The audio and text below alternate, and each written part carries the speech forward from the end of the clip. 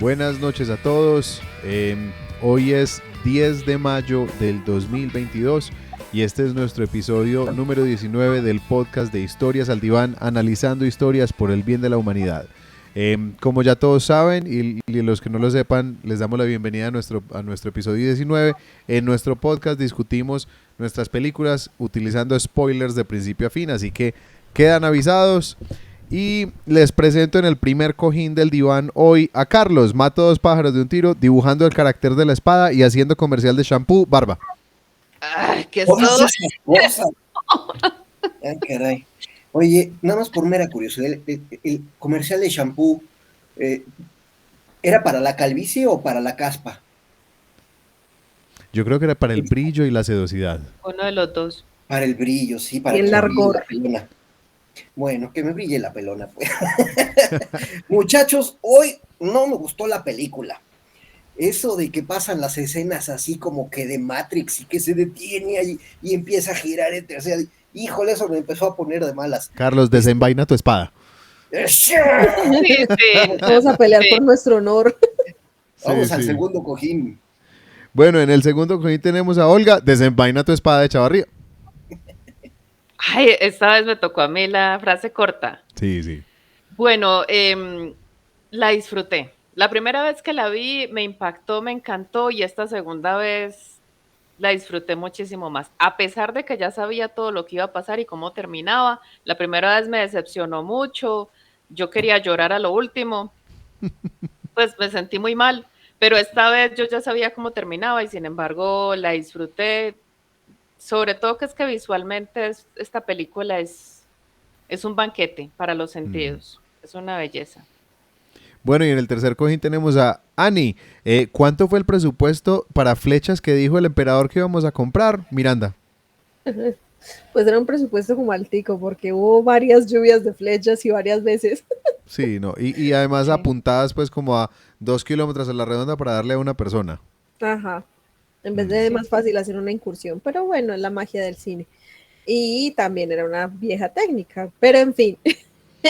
Me encantó la película. Yo amo las películas de artes marciales. Y recuerdo haberla visto hace mucho tiempo.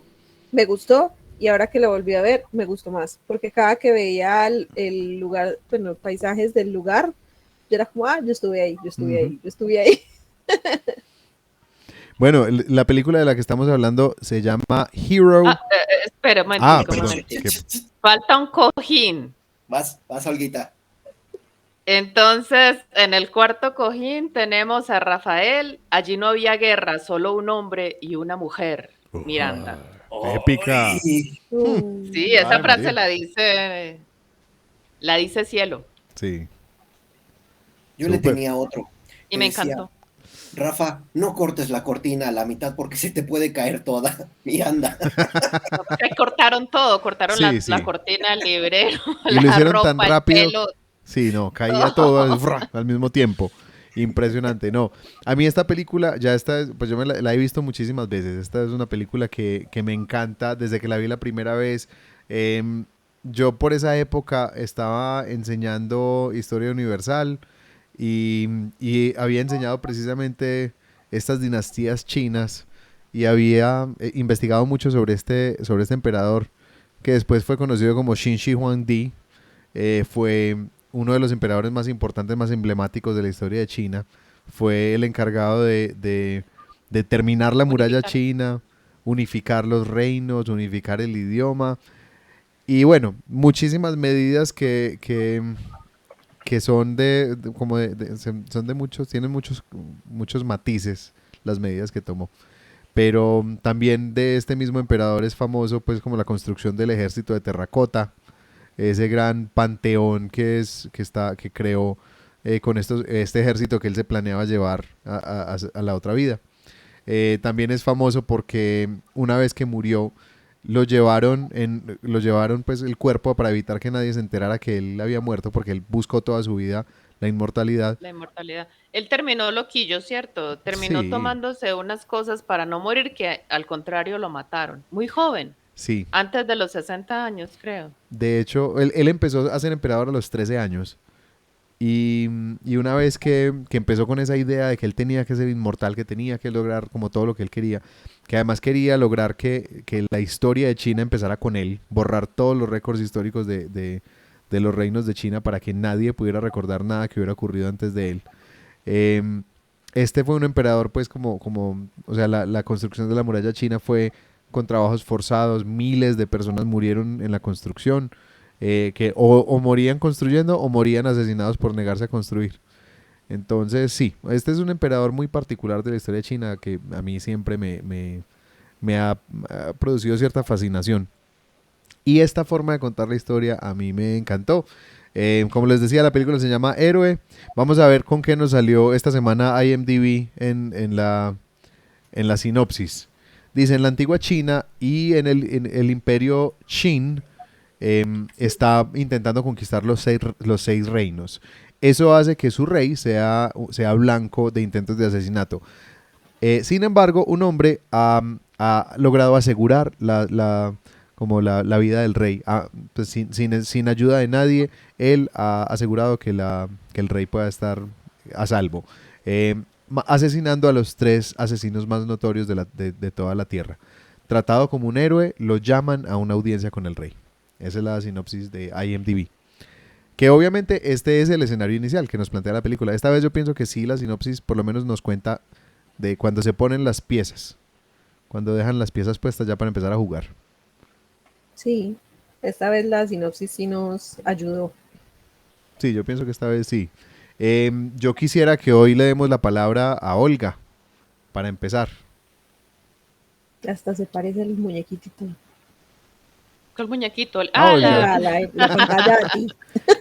No. Y esta Estoy mujer viendo Snow. China hoy. Tenía que haberme maquillado más rasgada hoy para la ocasión, ¿cierto? Sí. Ujú. Sí. Bueno, esta película, tratándolo pues como desde el punto de vista narrativo, yo pienso que es una narración desde la poesía. Pienso que es una narración poética. Lo que ocurre con la poesía, a diferencia de la narrativa, es que la poesía está más enfocada en la imagen que en la historia, aunque puede contar una historia. Entonces, la poesía es como una serie de instantáneas. Le presenta a uno imágenes muy bellas que lo conmueven a uno muy hondamente, que uno se siente identificado casi siempre y bueno, yo pienso que eso ocurre en esta película. Las imágenes son muy poéticas, todas. Las escenas están muy bien pensadas, muy bien trabajadas, los colores. Una cosa que me cuestionó a mí bastante fue eso. Los colores en nuestra tradición significan una cosa, pero en la tradición china significan otra. Entonces, el hecho de que todo aparezca de un color, eso es una manera de contar la historia que ellos tienen. Ujú. Creo que se está cortando el guita, Y ¿no? hubo unas escenas donde las imágenes eran tan, o sea, tan nítidas, tan impecables, tan... Me encantó. Te encantó. Bueno, entonces decía que desde mi punto de vista, tanto el guión como la dirección de la película cuidaron mucho que la imagen transmitiera muchas sensaciones y muchas emociones. Yo lo único que lamenté fue que el cine no pudiera transmitir aroma, porque yo creo que fue lo único que faltó para que todos los sentidos estuvieran súper estimulados. Uno sentía hasta el agua, las hojas, en fin. Y otra cosa que yo encontré en la película, en cuanto a la narración, aparte de la narración a través del color y la imagen, es el dominio que ellos tienen o el pensamiento que ellos tienen, la filosofía, ¿cómo me puede decir eso? En cuanto a los elementos y también lo que significa el cabello en esa tradición. Porque pues Carlos, no sé, Carlos estaba muy angustiado viendo tanto pelo volar ahí y ahí hay pelo por toda parte. No Pero sabía si nuestro Qui-Gon de Star Wars o qué onda que estaba pasando por ahí. ¿Era pelo Jedi o qué onda? sí, Yo no sé tanto en la China, porque yo sí me gusta mucho leer, pero de la Ayurveda, de las cosas de la India. Y en la India se considera que el cabello es una especie de antena receptora de la energía pues del universo. Entonces que mientras, o sea que cada cual tiene el largo del cabello, porque no sé si han conocido gente que no le crece el pelo, o le crece hasta un punto y no le pasa Mm, de ahí. Entonces, según la tradición, pues, por lo menos de la Ayurveda, dicen que es que ese es el largo que necesita para conectarse pues con el universo. Entonces, el poder que transmite el largo del cabello, el tenerlo recogido de una manera y de otra, porque también el tenerlo acá recogidito es también, eso también tiene como un, no es moda, es un pensamiento filosófico pues en cuanto a eso, inclusive el trapito blanco que se ponen, en fin. Pero yo pienso que el único, bueno, ya no hemos llegado a la sección de yo lo habría hecho mejor, pero en cuanto a la narración como tal, lo poética que yo la encontré me pareció impecable. Hubo muchas escenas que yo dije, Dios mío, ¿cómo lo hicieron? Por ejemplo, en la primera pelea, cuando Jet Li, los chorritos de mm. agua, las gotitas están así como unos hilitos y rompe en el agua cuando se atacan con gotas y entonces el tipo pone la espada para detener una gota. Pero me pareció hermoso. O sea, yo disfruté muchísimo esta película, es un deleite, es un banquete para los sentidos, me parece a mí. La música también. Los tambores me recordaron mucho al Tigre y el Dragón. Mm. Cowbell Drums. La música de las escenas más, de las escenas eróticas, de las escenas románticas, ay, me encantó. O sea, uno se transporta por allá como, ¿cierto? Como a otro mundo mediante esa música. También, o sea, yo pienso que todos los elementos narrativos que hacen que una narración sea bella, conmovedora, delicada, estaban allí presentes. Desde el color, la imagen y bueno, y los diálogos también, porque los diálogos eran supremamente conmovedores y la historia como tal me parece también, pues, una muy buena historia y muy bien contada. Lástima que, pues, o sea, uno al final dice, pero tanto esfuerzo y tantas muertes para nada, se hubieran quedado quietos en la Mm. casa. Y también que la pareja, uno siempre quiere que los enamorados queden juntos y no que se anden matando por ahí. Pero eso es otra cosa que para nosotros, los occidentales, es extraña. El sentido que tienen ellos del deber, del honor, en El Tigre y el Dragón eso también está, creo que es el mismo director de las dos películas, donde hay cosas que uno dice, pero esto es absurdo. O sea, por yo haber sido novia de fulano, ya no puedo tener una relación con Perano, sabiendo que fulano ya murió hace rato y eso ya pasó. Pero Mm. ellos tienen otra visión de las cosas, otra visión de la vida, y pienso que eso es algo muy enriquecedor.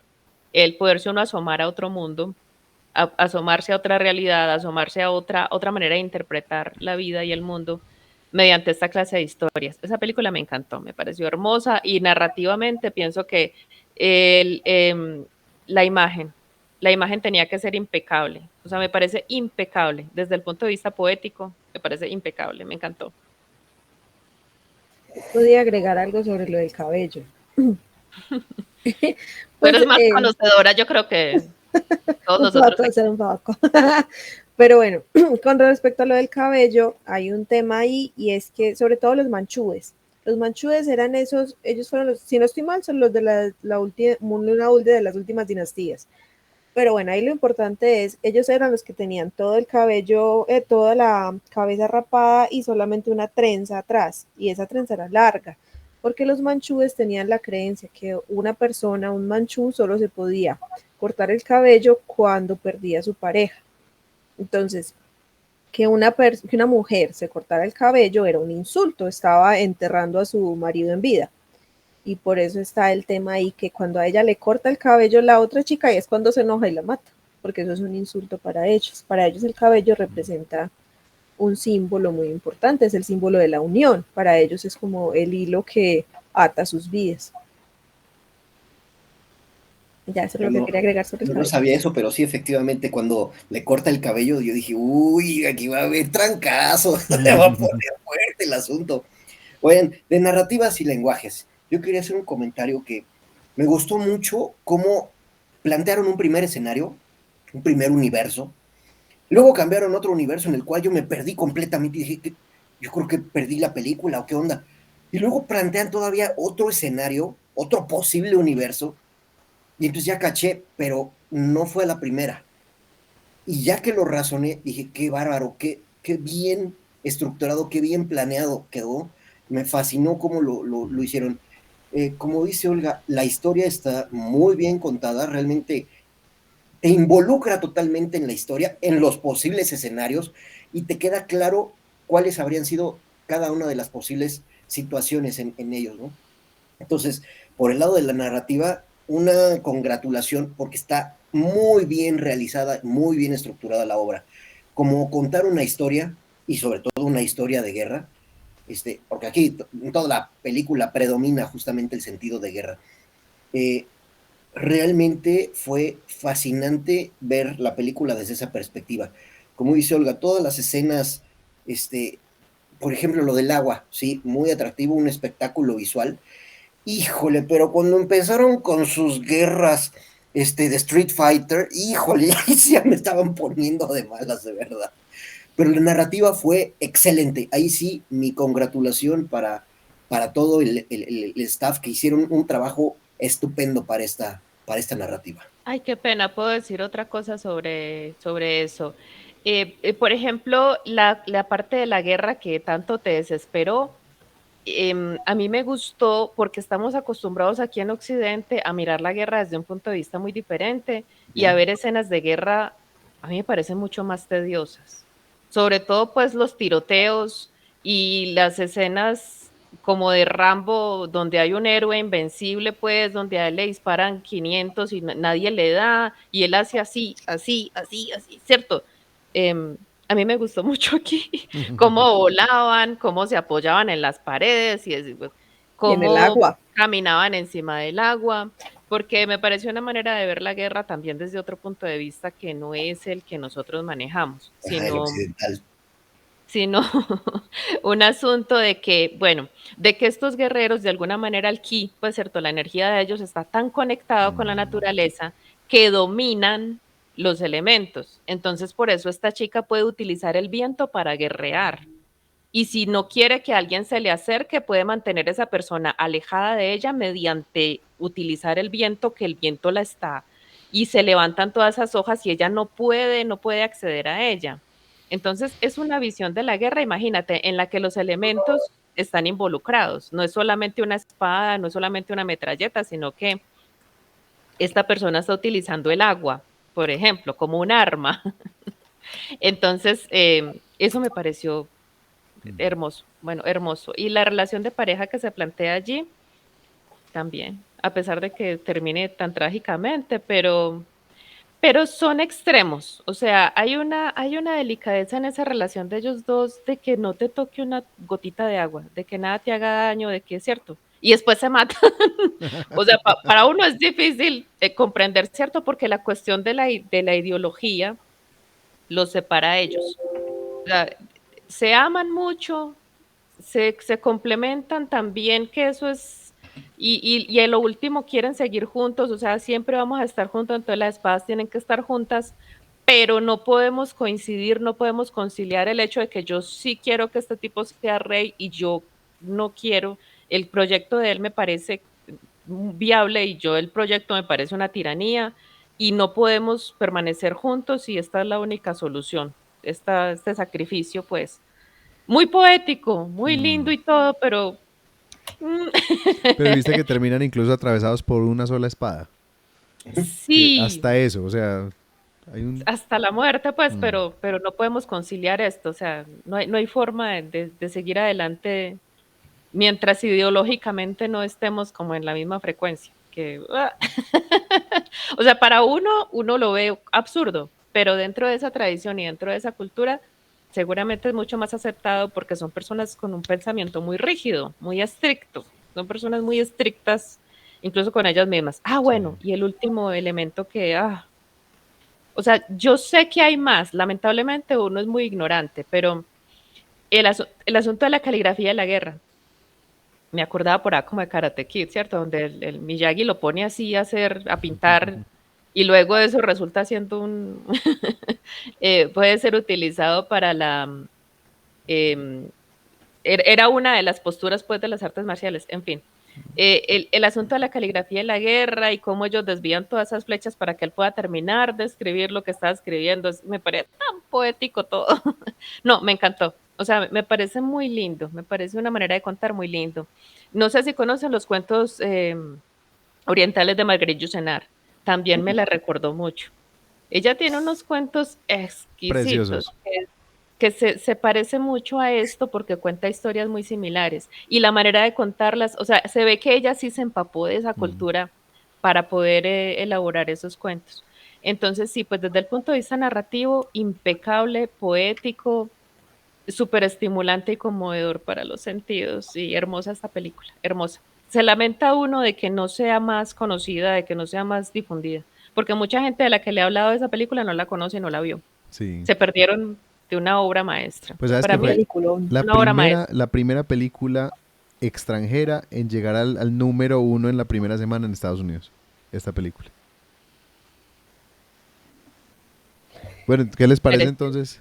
Si nos vamos a la parte... Yo creo, es que yo tengo muchas cosas para decir que tienen que ver con las narrativas y lenguajes, pero que están directamente conectadas a la parte de Freud, entonces las voy a dejar para esa parte. Pero entonces quisiera que le demos paso a Annie con la construcción de mundo. Ok, yay. A ver, en este caso quería empezar hablando por el género de la película, que es una película de wuxia, se copia así, pero en mandarín creo que se pronuncia como wuxia. La verdad es que todavía no sé tanto. Pero se caracteriza precisamente por esos caballeros de artes marciales que sus habilidades pueden trascender a lo humanamente posible. Por eso es que Carlos dice que parecen como Matrix volando por todas partes, porque realmente ese es un género que es muy popular en China y es realmente pues creado allá. Eh, Son estas personas que se supone que han trascendido lo normal, como dice Olga, que ellos juegan con los elementos, juegan con la naturaleza, están conectados con ella, tanto así que cuando está el asesino sin nombre frente al emperador, el fuego le dice al emperador Mm. cuáles son las intenciones de él. Uy, a mí eso me pareció espectacular. Sí, a mí No. también me encanta. Y como el Sobre emperador todo, sí, perdona y perdón. Sobre todo porque las velitas, cuando él estaba dubitativo, empezaron a dudaban. girar. Sí, hermoso, sí. Sí, y cuando le dice, ¿cómo lo supo? Me lo dijeron 100 velas. A mí esa frase me encantó. Yo, ¡ah! Pero bueno, ya eso fue cosa de pura groupie. En fin, hablando un poquito ya de la construcción. Entonces, hay un tema importante que ya Olga lo tocó, que fue con los colores y los elementos. Yo empecé a buscar un poco lo que querían decir estos colores. Y por ejemplo, el negro, que es la parte inicial, inicialmente todo es negro, está relacionado con el agua, pero no solamente con el agua, sino también con el temor. Entonces, en esto podemos ver el temor del emperador a ser asesinado y morir sin poder completar todo lo que tenía para hacer. También vemos esta parte, esta relación en la pelea entre Cielo, que es Donnie Yen. Yo no me acordaba que él estaba ahí y me encantó volverla a ver. Entonces, la parte entre cielo y el sin nombre, que se ve el goteo de agua constante, los charcos y cómo utilizan el agua como un elemento para combatir. También está el rojo, que es muy contradictorio y esto es completamente a propósito porque el rojo representa el fuego, pero también representa la verdad. Para los chinos el rojo es un color de buena suerte, por eso reciben el año nuevo con rojo, el rojo y el dorado. Y se Pero casó de entonces, rojo. Mm. sí, ya había mucho rojo. Y pues tú ves las lámparas, casi todo es rojo. Las decoraciones de ellos siempre varían entre rojo y dorado. Pero en este caso utilizan el rojo para supuestamente contar una verdad, pero que sabemos que es mentira. E incluso cuando están en la escena de la pelea en el lago, pero ya con espada rota, se nota que hay un momento en que a pesar de que todo es azul y morado, hay un árbol de hojas rojas. Esto es cuando el emperador cuenta su versión, mostrando que aunque en muchas cosas acertó, todavía hay algo que no es cierto. Y esa es la relación que utilizan ahí con el rojo. El agua representa el coraje, así que también es un símbolo muy bonito cuando muestran ese espejo de agua y la refracción de las espadas, que está mostrando el coraje de dos hombres que a pesar de no querer luchar, lo están haciendo. Y él habla de que lucharon en sus corazones y no físicamente. Y luego pasamos al blanco. El blanco en esta cultura representa el duelo, es decir, en un funeral la gente se viste de blanco. El blanco representa también el metal y representa la justicia. Por eso es el último escenario en el que estamos en blanco, donde se muestra realmente que Espada Rota, a pesar de haber tenido la posibilidad de matar al emperador, no lo hizo. Y también la muerte, porque al fin y al cabo este es el escenario de que ellos vestidos de blanco se atraviesa, bueno, primero atraviesa Nieve a su amante y luego ella se atraviesa con la misma espada. El verde, que se lo vemos en algunas ocasiones también en el flashback que tenemos de ellos dos como se conocieron, que representa no solo la naturaleza, o sea, la tierra, sino también el renacimiento, el nacimiento del conflicto, porque cuando vemos que se enfrentan al emperador, las telas son verdes, sus trajes son verdes, pero también el renacimiento en el momento en que ellos se conocen y empiezan a tener raíces juntos. El amarillo, que representa la duda, también representa la tierra, y que en ese momento lo presentan sobre todo en los momentos en que sin nombre duda, porque él todavía no está seguro. Las llamas, pues como habíamos mencionado, oscilan cuando él no está seguro. Otra de las cosas que es muy de este tipo de construcciones son las simbologías con las espadas y las armas. El hecho de que utilizan las espadas flexibles eso era propio solamente de los mayores guerreros, porque había espadas rígidas, espadas flexibles. Claro. Entonces vemos que las espadas que tenían ellos no eran espadas pesadas como las de los soldados. Eso es un detalle bonito, porque al fin y al cabo se necesita mucho más control para darle a alguien con una espada flexible que con una que se mantiene en su lugar. Y la alabarda de cielo es flexible, así que ese requiere un granado de experticia. Y también algo que es que representa mucho lo que es la cultura, lo que es el pensamiento oriental, en este caso el de China, es la escena en la que atacan la escuela de caligrafía, que a pesar de todo, Espada Rota sigue haciendo su carácter y de hecho lo hace con la tinta roja, pero también que el maestro le dice, de esto se trata la caligrafía, así que si hemos de morir, moriremos haciendo esto. Y todos los estudiantes, a pesar de que los atraviesan flechas constantemente, se sientan a seguir haciendo la experticia en la caligrafía porque se consideraba uno de los mayores artes. Un emperador no podía tener mala caligrafía. De hecho, eso era uno de los requisitos o una de las cosas más importantes para elegir a un emperador entre todos los hijos, su caligrafía. Obviamente sus conocimientos y su destreza para pelear, que podemos decir que el emperador chino era uno de los pocos que sí debía saber pelear. En los medievales no tanto, los medievales se engordaban mientras sus soldados peleaban sus batallas, mientras que los chinos sí eran quienes debían hacer el frente al enemigo. O sea, ellos eran los primeros, si bien eran los más protegidos por ser los dragones del país, por ser el representante de los dioses sobre la tierra, el elegido de las estrellas, eran también luchadores. Y bueno, hay millones de cosas que decir, pero eso es como lo más importante. El azul, se me había olvidado mencionar, esto representa también la inmortalidad y la armonía, que por eso se ve que en la versión del emperador ambos están aceptando su destino al aceptar morir para que él pueda alcanzar al emperador a esos 10 pasos. Y no diré más porque entonces me quedo acá 2 horas. Podríamos decir que el mundo que se nos presenta es como el mundo de la tradición mágica o fantasiosa, ¿cómo se llama eso? Espiritual china, ¿no? Algo así. Pues sí, está directamente relacionada con las creencias, con la teología china. En ese caso sí. Yo pienso que aquí también nos cuentan esa historia de lo que se pensaba o lo que de alguna manera se piensa que se puede lograr cuando se llega al nivel máximo en las artes marciales de control de sí mismo, de control de sus emociones, de control de su energía, de su poder. Es como casi un ideal al que aspirar, de alguna manera, desde estas artes marciales. Entonces aquí nos romantizan eso que se logra en las artes marciales, mostrándonos unos elementos mágicos. En Hollywood a este tipo de cine lo han llamado el wire fu, como como un kung fu de cables. Entonces es mostrarnos como estas personas logran un manejo tal de las artes marciales que básicamente retan todas las leyes de la gravedad, de la física, que pueden volar, que son capaces de poner la espada sobre sobre el agua sin romper la tensión superficial del agua. Entonces es tratar de mostrarnos como personas que han llegado a tal punto en su camino hacia la iluminación que ya logran hacer muchas cosas que para otros seres serían imposibles.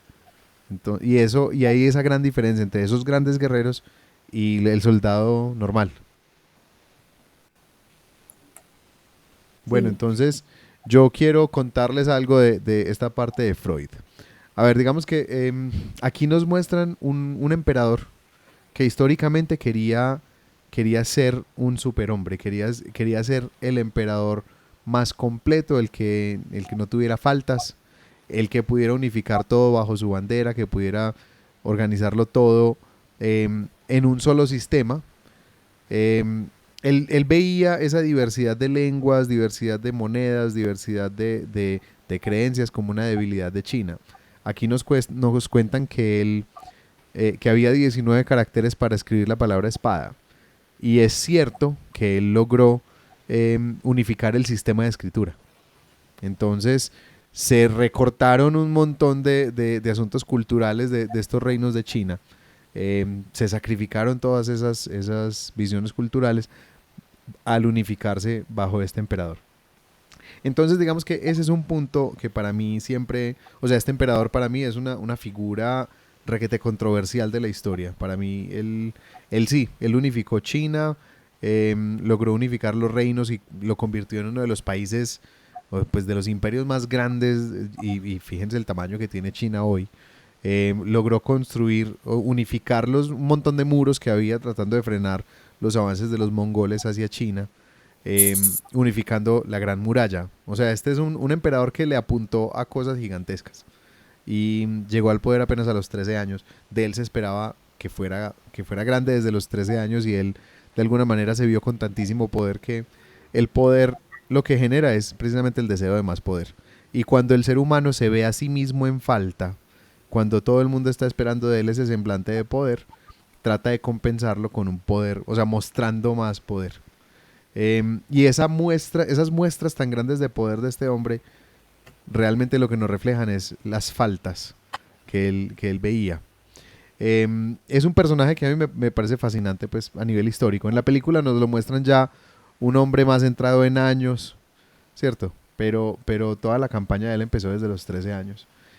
Ahora, con respecto a los demás personajes, me encantó cuando en esa parte, en esa primera narración roja, nos muestran a estos asesinos como, digamos, que esperaría uno ver al asesino inmoral, celoso, enojado, fuera de control, metido en un triángulo amoroso bastante problemático, y reflexivo, y con eso tratando de explicar su caída y cómo este asesino sin nombre había logrado matarlos. Sin embargo, y aquí esto me encantó de esta película, como el manejo del desarrollo de los personajes, como está esta idea que a partir de las artes marciales es un ideal que después, digamos que en la época de la Ilustración, en la época del racionalismo, también empezó a volverse súper prevalente en Europa, y era el control de las pasiones, que la razón primara por encima de las razones. Una de las cosas que digamos, lo que se dice que una de las grandes contribuciones de Freud fue una herida narcisista para el ser humano, y es darnos a entender que realmente no estamos en control de nuestras pasiones, aunque lo queramos. Y él decía que el ser humano trata de estar en control, pero realmente es como un jinete diminuto en una bestia completamente fuera de control.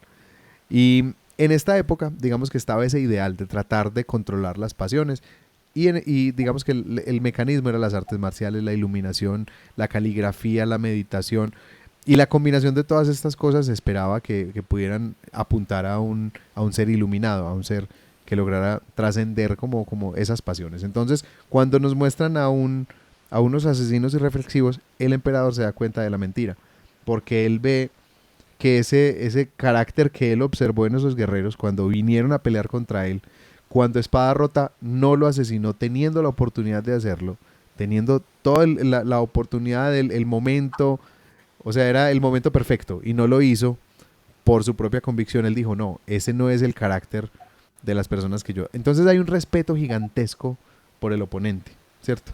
hay una admiración por el oponente. Y esto también tiene que ver mucho con la narrativa de las artes marciales, la narrativa de cómo se entienden las armas, cómo se entiende el combate. Y había un documental hace unos años que a mí me encantó que se llama como Recuperando la Espada.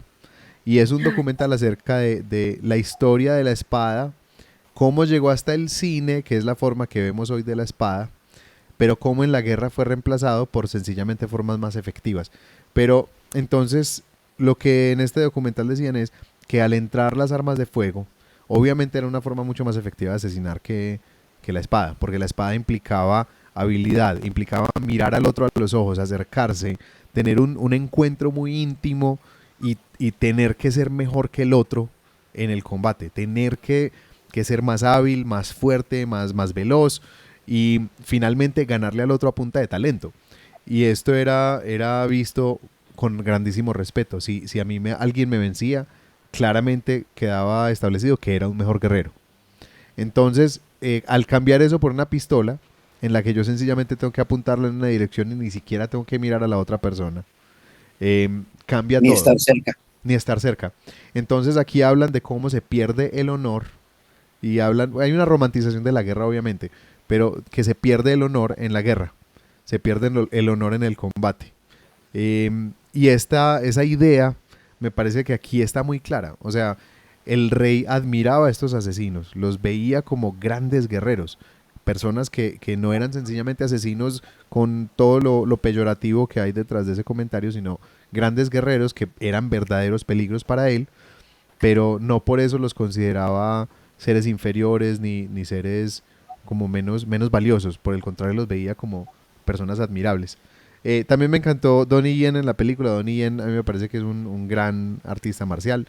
Las artes marciales en sí mismo como parte de la narrativa estética, como parte de lo artístico de esta película, casi como parte de la danza de esta película. O sea, que hay una narrativa a través del movimiento impresionante. Lo que pasa es que obviamente en nuestra narrativa occidental no es común que nos rompan las reglas de la física de esta manera, a menos que sean superhéroes. Y como estos no eran superhéroes, sino personas, entonces puede que nos saque un poquito, pero a mí me parece que es utilizado de una manera impresionante. Me encanta que en todo el asunto, o sea, yo me acuerdo con mi esposa cuando la vimos la primera vez, salimos del cine, ella me decía, pero es que esta muchacha Snow era muy enojona y por todo le decía que desenvainara la espada. Entonces salimos molestando, no, dejaste el asiento del sanitario abajo, desenvaina tu espada. Era, no sé, elementos muy bonitos de lo humano de estos personajes, pero finalmente nos muestran a Espada Rota como aquel que alcanzó una iluminación, que el rey la describe, y esta frase es una frase así directa de la película, cuando él está mirando el pergamino de la espada y dice, he logrado entenderlo. O sea, este pergamino de Espada Rota no tiene ningún secreto acerca del manejo de la espada. Lo que revela es su ideal más alto. En el primer estado, el hombre y la espada se vuelven uno. Entonces, en este estado, incluso una hoja de hierba puede ser utilizada como un arma letal. En la siguiente fase, la espada reside no en la mano, sino en el corazón. Incluso sin armas, el guerrero puede asesinar a su enemigo a 100 pasos. Pero el ideal último es cuando la espada desaparece por completo. El guerrero abraza todo lo que está a su alrededor. No hay deseo de asesinar. Solamente queda la paz. Para mí esto es una cosa increíble. O sea, para mí la iluminación no se trata no se trata más que de darse cuenta de lo que hay en uno, de lo que hay en el otro, de todo lo que nos conecta. Y yo creo que ni siquiera se trata de conquistar las pasiones. Se trata de estar en paz con quién eres, con cuáles son tus pasiones. Y yo creo que ahí ya me metí también en el terreno de Carlos. Entonces, nos pasamos para Carlos. Perdón, solamente una cosita, de todo pues las cosas que estabas mencionando tú, leyendo pues acerca de experiencias de estas personas de Oriente en contacto con gente de Occidente, a una persona de estas le hablaron de Jesús y de cómo caminó por el agua y él dijo, ah, sí, pero es que todos los que dominan el primer chakra caminan sobre el agua. O sea, eso no los impresionó para nada, porque pues simplemente dominaba el primer chakra, apenas estaba en la base, ¿cierto? Entonces, Sencillo. no pasa nada. La cualquier- Entonces, en esa tradición se suponía que la gente caminaba sobre el agua. El Buda, hay Mm, varias historias en las que el Buda camina también sobre el agua. sí. Entonces, no era nada del otro. Ahora que hablaste, Olga, Pensé que ibas a hablar más de la relación de pareja y pensé que ibas a hablar más como del machismo ah, chino. sí, sí. No, A mí digamos me que sorprende mucho como que en la cultura sí. tradición, sí, que en la tradición china haya historias donde hay mujeres guerreras cuando son tan increíblemente machistas. Entonces, pensé que ibas a hablar más de ese tema. Lo que pasa es que digamos que en esas narrativas y en la mítica, la mujer realmente sí ha tenido ese lugar de guerrera en muchísimas historias. Entonces, sí, hay una disparidad ahí entre la forma como viven, no sé cómo vivían hace 200 años, pero sé que la mujer siempre ha sido Muy em, sometida, muy sometida. Em, excesivamente. pero en las historias la mujer en estas historias las mujeres eran guerreras del mismo nivel de fuerza, de poder, de capacidad que los hombres. Que eso es algo que me parece lindo de esas historias chinas. Pero Ahora, yo pienso que es por eso, perdón, porque para dominar un elemento de estos, la fuerza física no mm, era la importante, sí, sino para Ujú, nada. la ujú. fuerza mental. Sí. Era una cuestión espiritual, no era un asunto físico, no Bueno, era de músculos. aquí hay un elemento narrativo que me encanta en esta película, que es como la historia de Marco. Entonces, la historia de Marco es una historia enmarcada en otra historia. Y de alguna manera me recordó a la película que vimos de los filósofos, una película donde básicamente toda la acción ocurre narrada por alguien y nos vamos dando cuenta de que era mentira, pero me parece que la forma como está narrada aquí es impresionante y uno está metido en la historia completamente. Y cuando dicen, no, es que no era así, y uno, ¿cómo así que no era así? Y después le dicen, no, tampoco era así, no, ay, pero ¿cómo así? Es una cosa increíble la forma como lo envuelven a uno en la trama en esta película. A mí me encantó ese Son detalle. muchas versiones, pero es una sola narración. Sí.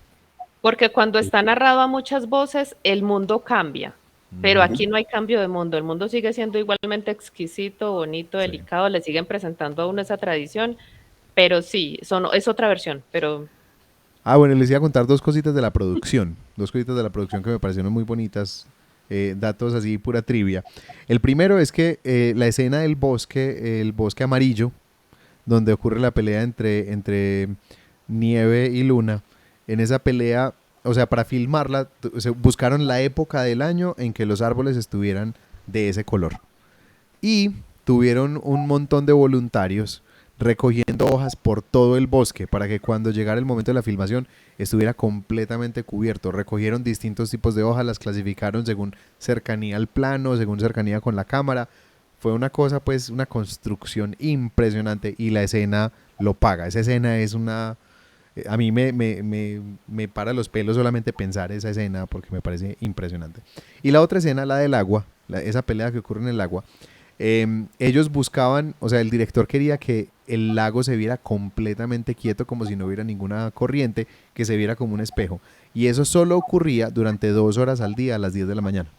Entonces, todos los días filmaban, hacían preparación de las tomas desde las 5 de la mañana y a las 10 de la mañana tenían que empezar a filmar y tenían solamente hasta las 12 del día. Después de eso empezaba ya corriente y ya no podían filmar más. Fueron dos detalles de la producción que me parecieron impresionantes. Trabajo de producción brutal ahí. Increíble, Sí, increíble. yo quería mencionar algo más sobre lo de las narrativas que se me había olvidado ahorita. Y era, bueno, dos cosas realmente. La primerita era sobre el combate que sostienen en la biblioteca cuando el aprendiz empieza a pelear contra Sin Nombre, que se puede ver en un momento que cuando por fin la va a golpear le da planazos, o sea, no golpea con Sí. el filo, sino con el cuerpo de la espada.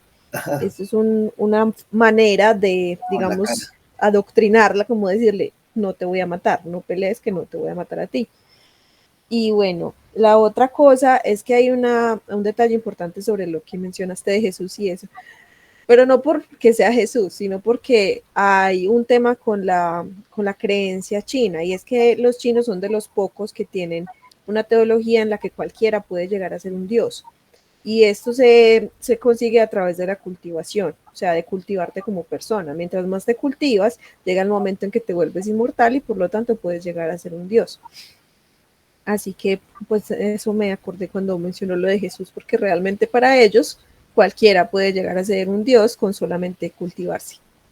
Eso era todo. Súper. No, y lo de la caligrafía a mí me encantó, o sea, mostrar la caligrafía como mira la fuerza que tiene la caligrafía. Y a través de la caligrafía tú puedes ver al espadachín. Es algo muy especial. O sea, nosotros que somos escritores, para ellos escribir es una manera de entrenar. O sea, escribir es para la vida, escribir no es... En esta tradición occidental es una cosa inútil, en esa tradición es fundamental.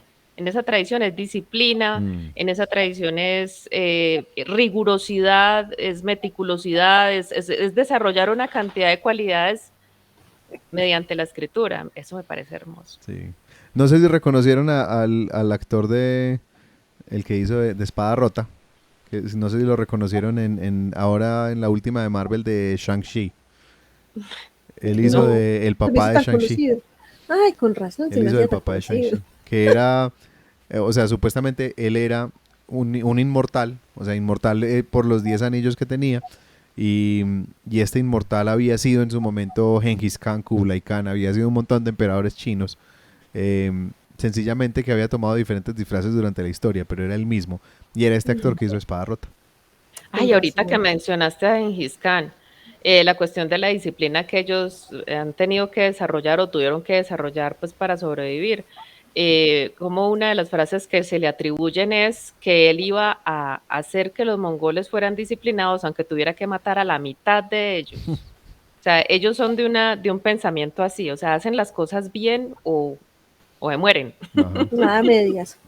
Sí, Sí. es una visión muy diferente y que nada que ver con los No, latinoamericanos. y cero ¿cierto? individualismo.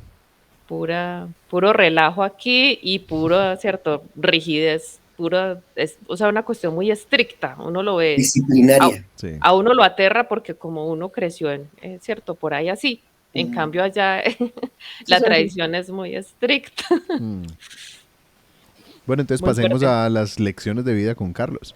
Ahora Bueno, a mí me gustó que Rafa no platicó de un tema bien interesante en la sección de Freud, que es la relación de pareja.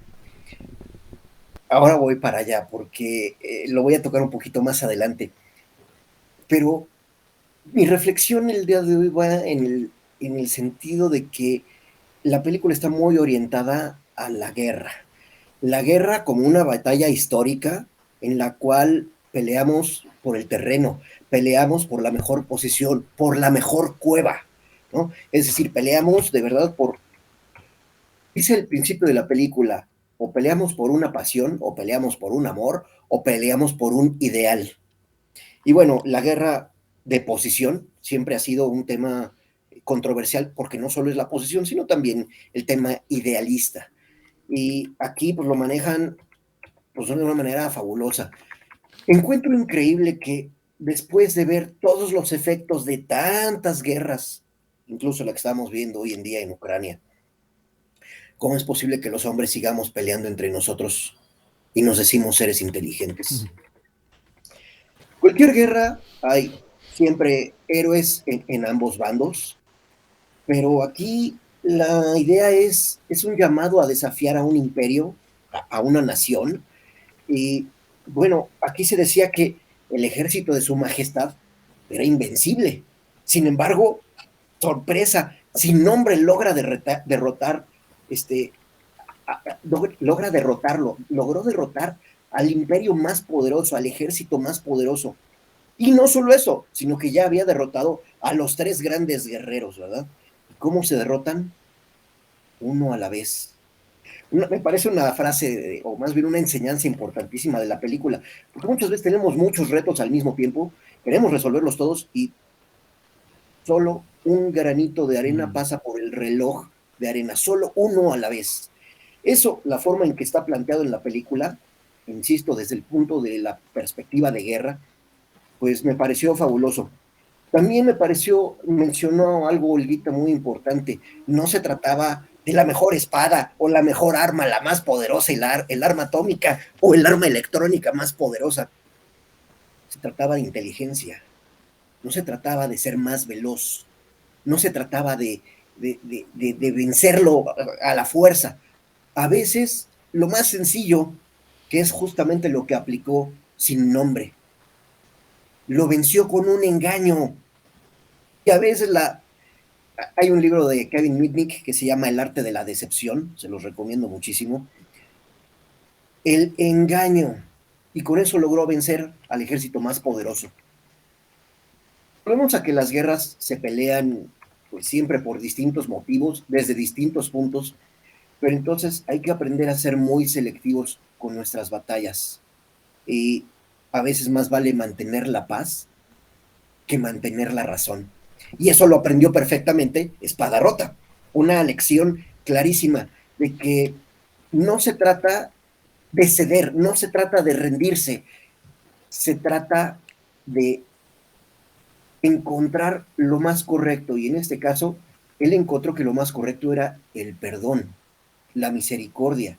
Era la forma de que realmente se iba a unir a las demás reinos, a los demás naciones que existían, ¿no? A veces las guerras más difíciles no son las que se pelean allá afuera, sino las guerras que peleamos contra nosotros mismos. Y Espada Rota logró vencer esa guerra, logró vencer el ánimo de destruir, obviamente, al imperio, pero encontró que lo que tenía que destruir era precisamente ese combate y entender lo importante que era el perdón. Y también me llamó mucho la atención en esto que Rafa no lo hubiera mencionado en la sección de Freud, porque el perdón juega un papel importantísimo en esta película.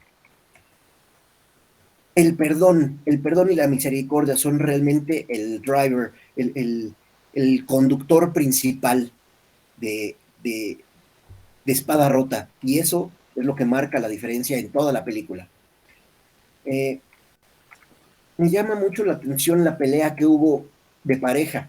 Mencionaba eso precisamente al principio de lo que decía Rafa de la sección de Freud, porque como todas las parejas, empieza miel sobre hojuelas y todo está bonito y todo está padrísimo, pero de repente caemos en un chispazo que nos damos cuenta que cada quien trae una ideología diferente y pues caray, eso parte totalmente a las ciudades, a los reinos, a las familias, a las parejas y pues obviamente causa el principio de lo que estamos diciendo, la guerra. Mi reflexión del día de hoy, muchachos, son 5 puntos muy elementales. La primera es, si hubieras sabido, por ejemplo, que un Hitler iba a hacer lo que iba a hacer, ¿lo habríamos detenido? ¿Lo hubiéramos podido detener? El segundo es, bueno, ya platiqué un poquito de la relación de pareja, pero muchachos, si ya vieron que hay una incompatibilidad, por favor, no sean necios, no se quieran suicidar juntos, si quieran irse a la misma casa, entiendan que son incompatibles, ojalá todos entendieran que no tenemos por qué seguir luchando y desgastándonos a nosotros mismos en un universo tan grande, no es necesario eso, piénselo. Tercero, puede ser que quieras defender a tu pueblo, a tu tierra, puede ser que China siga siendo apodada nuestra tierra, como mencionan en la película. Pero no confíen en los políticos, por favor. Esos políticos nos llevan a todos al traste. Cuarto, hay que aprender a leer a nuestros enemigos. Hay que aprender a burlar sus defensas. Hay que aprender a luchar. Pero también hay que aprender a rendirse. Muchachos, ¿cuál es el conductor de sus guerras? Todos tenemos guerras, y guerras a veces internas que son las peores, ¿verdad?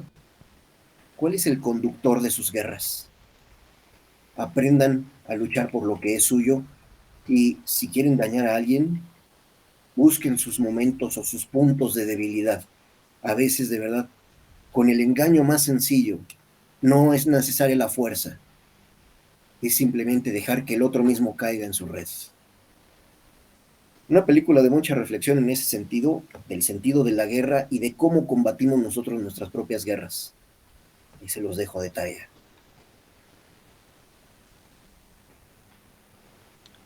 Bueno, quedamos así todos silenciosos. Yo de esta película me llevo, pues hay tantas lecciones que Me No, pasa como con Annie, que terminaría uno Alguien la horas envenenó, hablando de... la envenenaron. Sí, sí, sí, la espada, ¿cierto?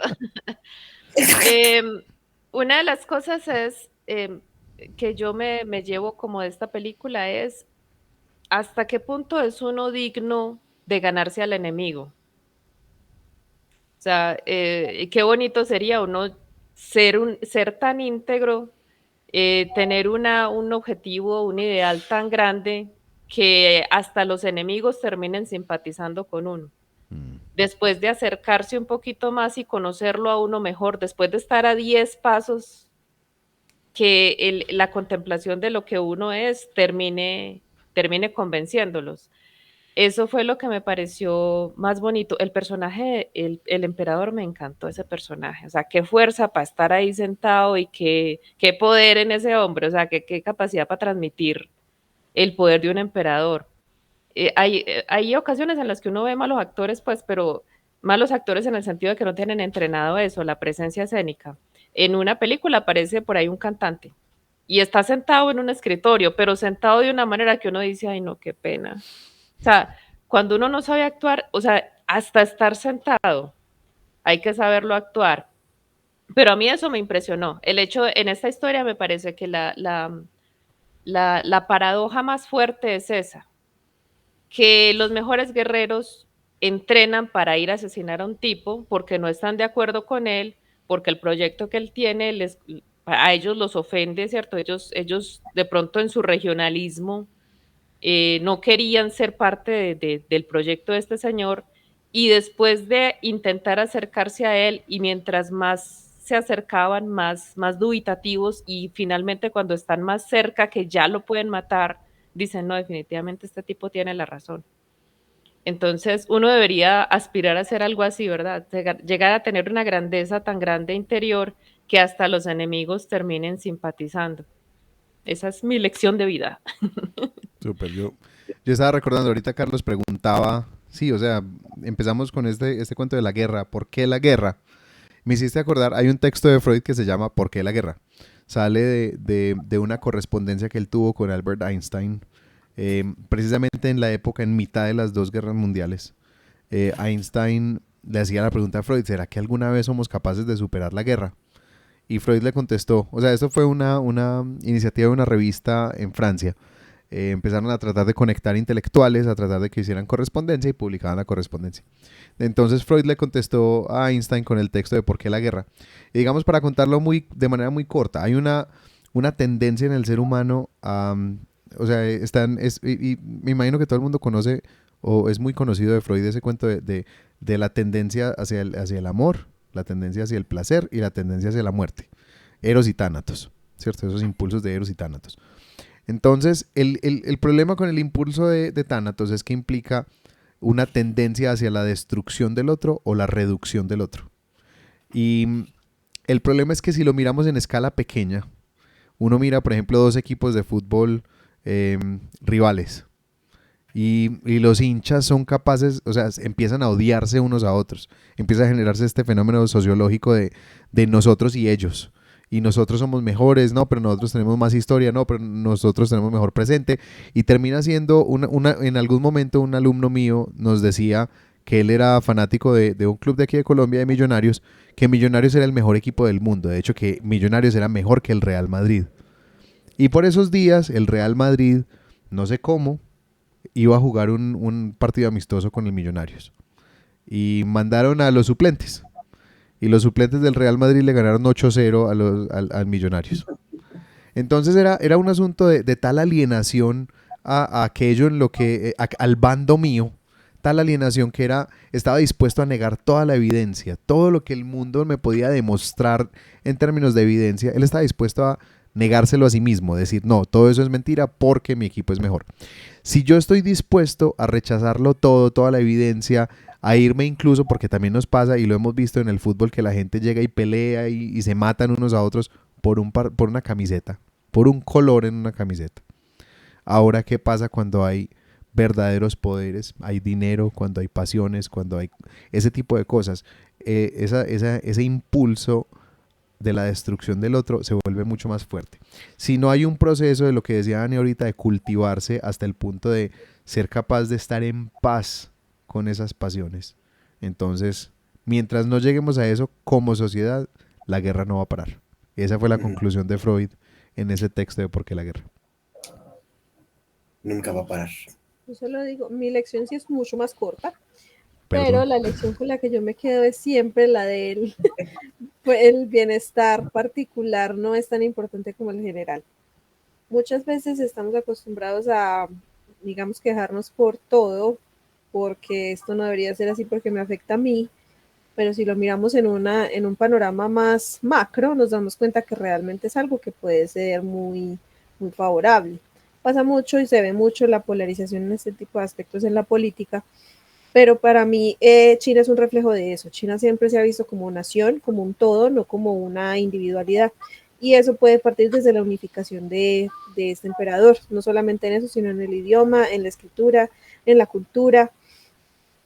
Y a pesar de todo, a pesar de ellos siempre poner por encima lo general, lo particular también tiene representación, que es una de las características de su forma de gobierno.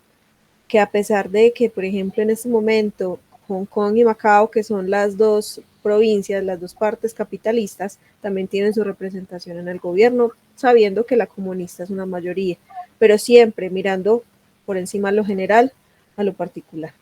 Así que para mí siempre prima el bien general y no el particular. El particular se puede dejar a un lado en muchas ocasiones para primar el general. Bueno, yo quiero hacer la pregunta de, ¿ustedes creen que lo habríamos hecho mejor? Muy difícil. Pero yo sí tenía una cosita que decir en cuanto a eso, porque es lo único que yo le veo mejorable, y eso que no, tampoco tengo muy claro cómo lo haría.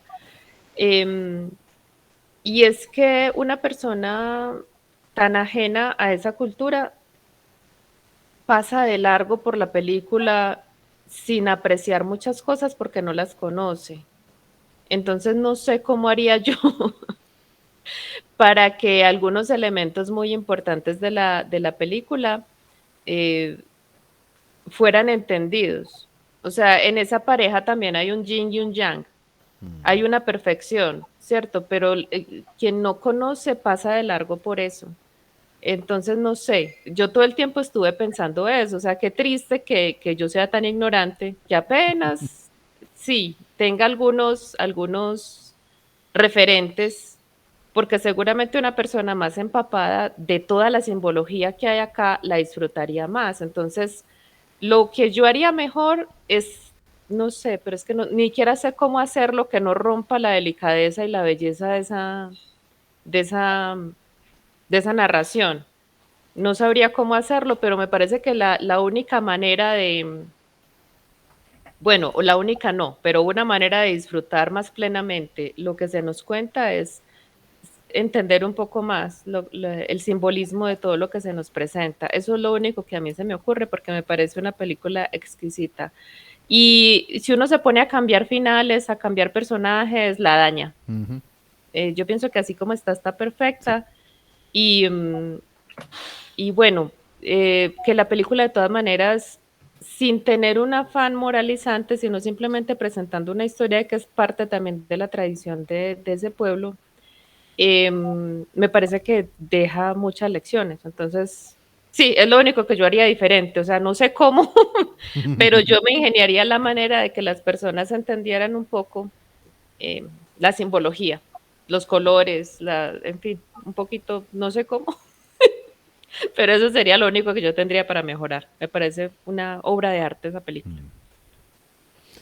Yo realmente solo mencionaría una cosa y es haber aprovechado un poco más a Cielo, que Cielo aparece en esa pelea inicial y ya, y el resto de la trama se desarrolla con los otros dos.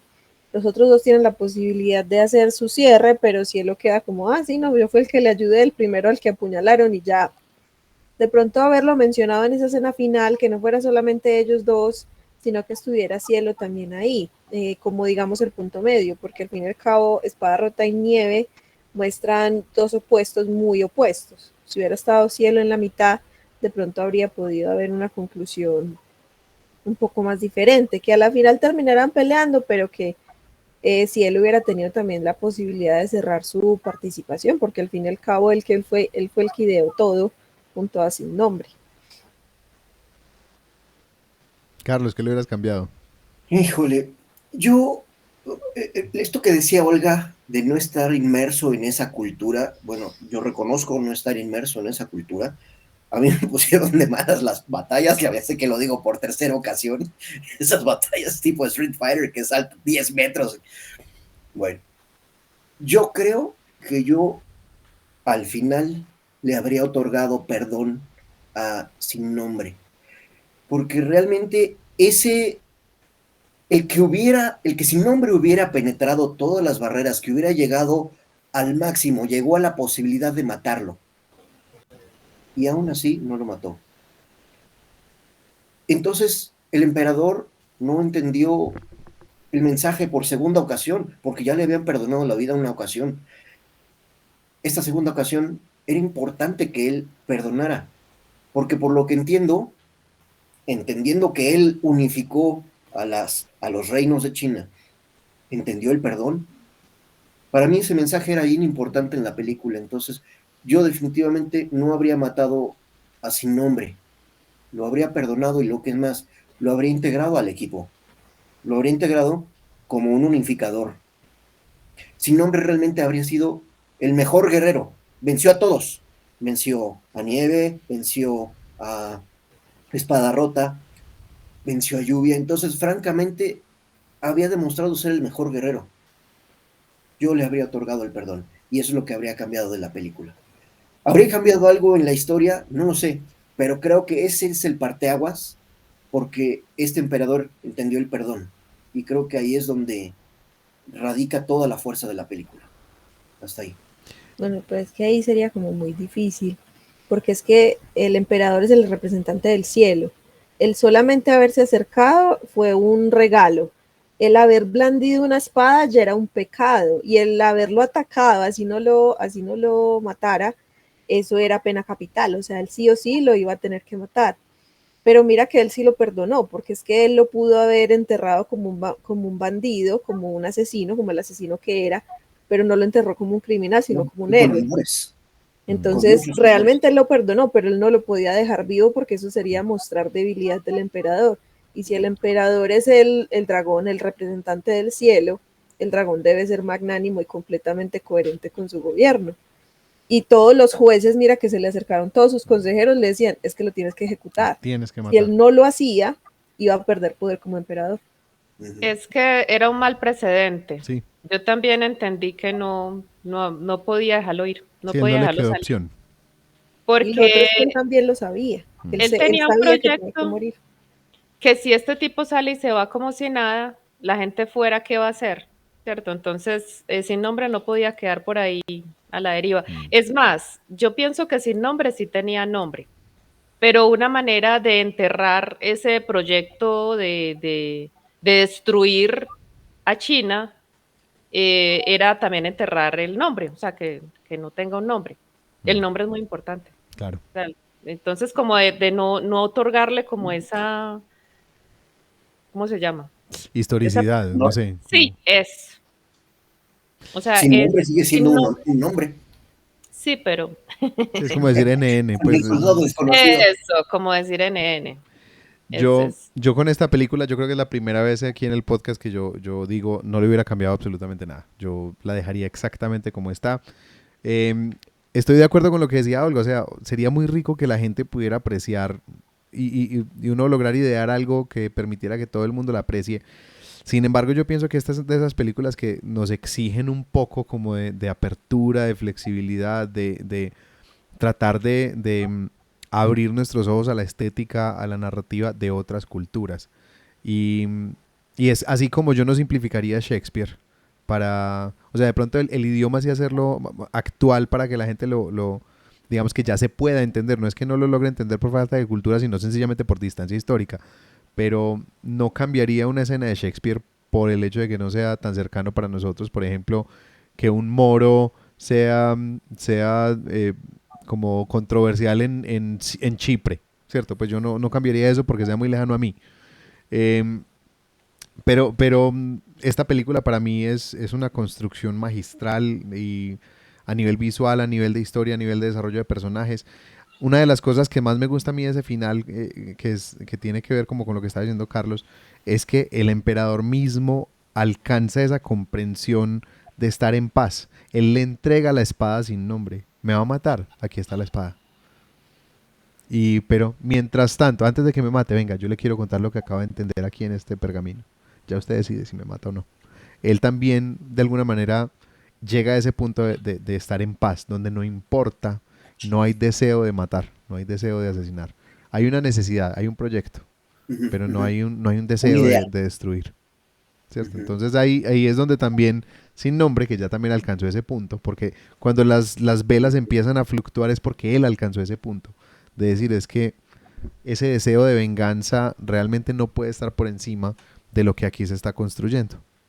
Pienso que hay una romantización del personaje de este emperador, que es un emperador que no era tan completo como nos lo muestran aquí. Era un tipo bastante perturbado, Loquito. sí. Pero en la película, la construcción del personaje me parece espectacular. No la tocaría ni siquiera para buscar mayor fidelidad histórica. O sea, ni para eso tocaría esta película. Oye, y Rafa, un detalle que no hemos mencionado, lo mencionó Olguita, pero curiosamente tú no lo mencionaste, yo no lo mencioné, la música. Y Mm, hay una escena en particular importantísima que dice, es que la guerra y la música van en perfecta sincronía, en perfecta armonía. No habíamos platicado absolutamente nada. Eh, Habiendo estado en Asia, experimentar los dragones, este, como modo en vida, híjole, es una experiencia importantísima. Y aquí los tambores juegan un papel Son un brutal. lenguaje también. sí. Y hay Hay una un escena, lenguaje. bueno, no es una escena, hay una combinación de violín. De hecho, la música, hay un solo de violín muy, muy particular. Es de verdad una joya la música, ¿eh? A mí me fascinó. Y cómo está entrelazada la música con los combates, te echa a Mm, volar la cabeza de manera estratosférica. sí. Increíble, de verdad. Hay una cosa muy particular y muy distinta para nosotros aquí en Occidente sobre la notación musical en China. Y es que en el sistema oriental había, y bueno, no soy un gran conocedor de este tema, pero sé que, digamos, nosotros aquí hablamos siempre de tonos, medios tonos, pero en ese sistema musical oriental había incluso cuartos de tono. O sea, había afinaciones mucho más pequeñas, diferencias entre una nota y otra más pequeñas que las que manejamos en Occidente. Y ellos digamos que cuando aquí hacen tantos glisandos, los glisandos son una nota que va cambiando gradualmente de tono, como que cambia gradualmente, ellos pasan por todos esos cuartos de tono. Entonces la notación musical de ellos muestra eso. Y los instrumentos obviamente también estaban pensados para eso. Entonces ahí, por ejemplo, el Jishun que está tocando el anciano, creo que se llama el Jishun, Gusin. Gushin, que está tocando el anciano en esta escena, eh, le da obviamente una sonoridad y él utiliza los dedos como se utiliza en el cello o en el violín para cambiar la nota, como si fuera un diapasón, y utiliza un montón de tonalidades intermedias, que no son solamente las notas básicas que utilizamos en Occidente. Es una construcción espectacular directamente conectada a la cultura, que me parece que durante toda la película funciona perfecto. Eso que estás mencionando, ¿te diste cuenta que no tiene trastes? No, no tiene, precisamente por O eso. sea, es un fretless. Ajá. Hay un bajo muy, muy, muy particular, lo tocaba Jacob Pastorius, que era un bajo fretless, no tenía Mm. trastes. Entonces, efectivamente, se permitía ese glissing que permitía el escalar una nota y darle una variación increíble. Y eso, efectivamente, no lo tiene ese instrumento. Mm. Muy interesante este comentario, ¿eh? No había cachado, pero Sí, sí. Pero muy así, eso interesante. también Y no son los sabía chelos, eso. los violines, las violas. La cosa es que en nuestro sistema occidental, si uno hace un cuarto de nota, un cuarto de tono, suena Desafina. desafinado. Pero mira que en muchos de los diálogos y en muchas de las cosas, ahorita pues analizando lo que yo había dicho que habría hecho mejor, cuando cuentan la primera versión de lo que pasó entre la pareja y el emperador dice, no, ¿cómo así que son tan Ujú. débiles? O sea, eso no Sí, es no. digno de guerreros, ese triángulo amoroso tan burdo. Sí, ellos no fueron Es- así. No, no, no. ¿Qué tal? Eso, entonces ahí tiene uno una vislumbre de lo que es, digamos, dentro de esa cultura, la sobriedad, ¿cómo puedo decir eso? Una persona que llega a un nivel de guerrero muy alto, interiormente, espiritualmente, moralmente, también tiene unos estándares muy altos. No Ujú. está envuelto en esas pasiones burdas, no es una persona burda. Entonces ahí fue donde falló la historia del héroe. Sí, El emperador inmediatamente dijo, no, eso no pasó, eso no, esos no son ellos dos.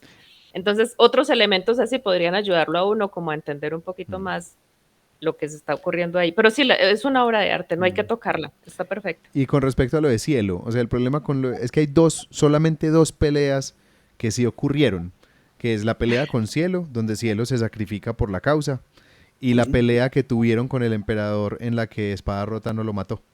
Son las únicas Sí, dos peleas que habían ocurrido de verdad. Entonces, que Cielo apareciera después de que se sacrificó, que estaba herido, no hubiera tenido mucho sentido cómo contaron la historia. Habría que haber agregado algunas escenas como para incluirlo más. Pero pienso que la historia queda muy completa. O sea, es yo, redonda. sí, yo pienso que Cielo, sí. cielo es el punto de partida y Mm, cielo justifica que los demás se unan, exacto. cielo sí es muy importante, pero si uno le da más protagonismo, se va un poquito por las ramas. Pues me parece que estuvo perfecto, Sí, no habría sé. que ver si uno escribe más a Cielo, cómo lo escribe. Pues eso es lo que habría que pensar ahí. Si le quiero dar más participación, ¿cómo? Habría Mm. que pensarlo. No es que sea imposible, habría que pensarlo. Una precuela. Mm, Habría que hacer una, una precuela de héroe. Pero sí, sería muy una historia interesante. interesante. Sí. Sí, O sea, la precuela de cómo Cielo sin nombre y sin nombre, sí, claro. Ajá. realizan toda esa cosa y entonces ya conocería uno más a Cielo como personaje, sus antecedentes, en fin, todo lo que uno sabe, porque uno llega, como dijo Ani, a conocer muy bien a la pareja, a conocer muy bien a los demás guerreros, pero a Cielo Sí, a apenas Cielo, hay... muy poco. Pues uno lo ve es- peleando con su, ¿cómo se llama el arma? La barda. La alabarda. Uno lo ve con su alabarda, pero realmente, pues no hay una sola conversación con él. Es un personaje sin líneas. Ahí sí, es muy poco lo que alcanza a hablar. Creo que alcanza a hablar un poco con los soldados. Y está jugando al ajedrez. O sea, también desde el principio nos está mostrando la sobriedad, la tranquilidad de estos personajes. Bueno, esta película de alguna manera fue como una caricia para los sentidos. Una película de esas que tranquilizan después de haber visto Midsommar. Y preparándonos para una que viene, una película muy interesante, protagonizada por Ricardo Darín, uno de los actores más influyentes de Argentina. La película que viene se llama El secreto de sus ojos. Y bueno, los esperamos la próxima semana para ver esa película que es también muy interesante y que yo estoy seguro que vamos a tener mucho que discutir. Para que nos despidamos, entonces contémosles a todos de nuestras redes. Empecemos con Ani. Bueno, las mías siguen siendo las mismas, Ana Isabel Miranda Chavarría en Facebook y Aranía28 en Instagram. Bueno, Olga. Olga Chavarría, escritora, mi fanpage en Facebook, Olga Chavarría, escritora en Instagram, en TikTok, mi sitio web olgachavarría.com y bueno, escritora en Wattpad por si me quieren buscar por allí. El Perfecto. usuario en Síganla, Wattpad está muy complicado, entonces, síganla, está muy buena la historia Del del Cyborg. robot del Cyborg, Cyborg. hoy actualicé, Hay que Ah, leerla. mira, eso no lo he hay visto. nuevo capítulo, hay nuevo Hay que capítulo. leerla. Muy bien. Muy interesante, síganla. Super. Carlos, cuéntanos de las tuyas. Bueno, yo estoy disponible como Cabarsal. Mi sitio es cabarsal.com y en Facebook, Twitter, Pinterest, Instagram, ahí estoy disponible como Cabarsal. A sus órdenes, muchachos. ¿Y Rafa? Bueno, a mí me encuentran en Instagram como Raf Miranda Mus, me encuentran en Facebook como Rafa Miranda Escritor o Miranda Historias. Y a nuestro podcast lo pueden encontrar en nuestra página web www.historiasaldivan.com. Ahí pueden encontrar todos los episodios que hemos grabado hasta hoy. Pueden encontrar incluso links para suscribirse a los servicios de podcast de su preferencia. También nos encuentran en Instagram como historias.divan. Nos pueden escribir al correo historiasdivan@gmail.com. Y nos pueden escribir también en nuestra página de Facebook. Síganos en historias.al.divan. También en nuestro canal de YouTube, suscríbanse, háganle clic a la campanita para que les lleguen las actualizaciones de sus nuevos estados. Comenten, recomiéndennos películas. Y bueno, los esperamos en nuestro próximo capítulo, el capítulo número 20. Ya esto está alcanzando números importantes, ¿cierto? Ya, yo también tuve 20 años. Entonces, los esperamos en nuestro próximo capítulo, El secreto de sus ojos. Y bueno, esto ha sido todo por hoy. Muchas gracias por acompañarnos en el podcast de Historias al Diván, analizando historias por el bien de la humanidad. Chao, chao a todos. Nos vemos la próxima Buenas semana. noches. Chao. Bye.